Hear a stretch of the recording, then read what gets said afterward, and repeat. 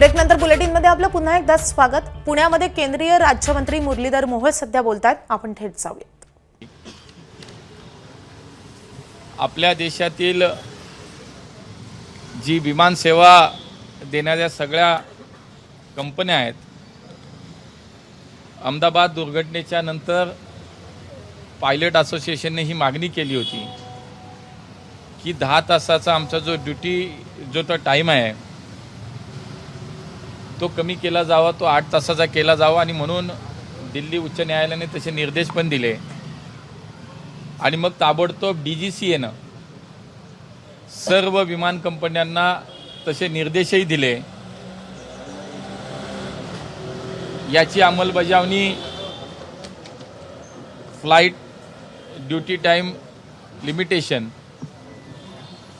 या नियमाची अंमलबजावणी 2 टप्प्यामध्ये करण्यात यावी।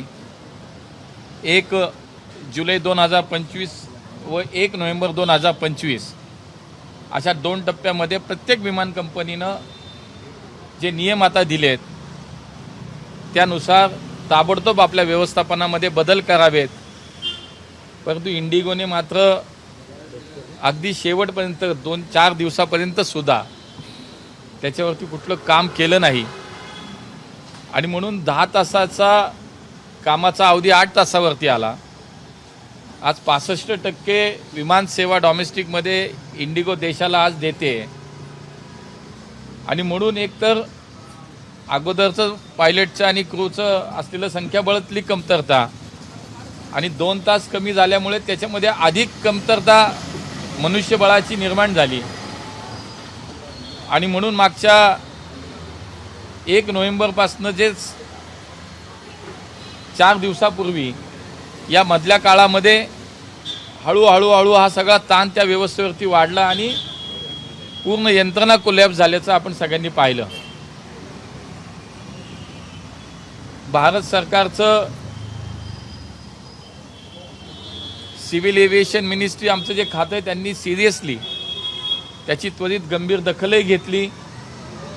जो मनस्ताप प्रवाशांना करावा लागला त्याच्यानंतर ताबडतोब याच्यामध्ये अनेक काही सूचना, नियम आणि आदेशही काढण्यात आले। सगळ्यात पहिलं तर इंडिगोला हे सगळी व्यवस्था आता पूर्ण करण्यासाठी काही कालावधी लागेल, म्हणून FDTLच्या या सगळ्या सिस्टीमला फेब्रुवारीपर्यंत तात्पुरती त्याला स्थगिती देण्यात आली कारण ही सेवा ताबडतोब पूर्ववत व्हावी। 4 सदस्यीय समितीची चौकशी समिती याच्यामध्ये DGCAने नेमली। 24 तास नागरिकांच्या सेवेसाठी कंट्रोल रूमची उभारणी आम्ही लगेच केली। DGCAने कालच इंडिगोच्या CEOला शोकास नोटीस सुद्धा इश्यू केलेली आहे। या सगळ्या काळामध्ये आपण पाहिलं की बाकी विमान सेवा ज्या पुरवणाऱ्या कंपन्यांचे आणि प्रवासाचे रेट वाढले, म्हणून ताबडतोब अंतरानुसार तिकिटांच्या किमतीवरती मर्यादा घालण्याचा एक आदेश सर्व विमान कंपन्यांना देण्यात आला। शिवाय ज्या लोकांची विमानं कॅन्सल झाली, ज्यांना ठरलेल्या वेळेत सेवा मिळाली नाही, त्या सर्वांना without any cancellation fee charges न आकारता त्यांचे पैसे ताबडतोब परत देण्यात यावेत ह्या सूचना देण्यात आल्या। लगेच 48 आवर्सच्या आतमध्ये लगेच देण्यात यावं अशा अनेक प्रकारच्या सूचना या मिनिस्ट्री असेल DGCAच्या माध्यमातून देण्यात आली।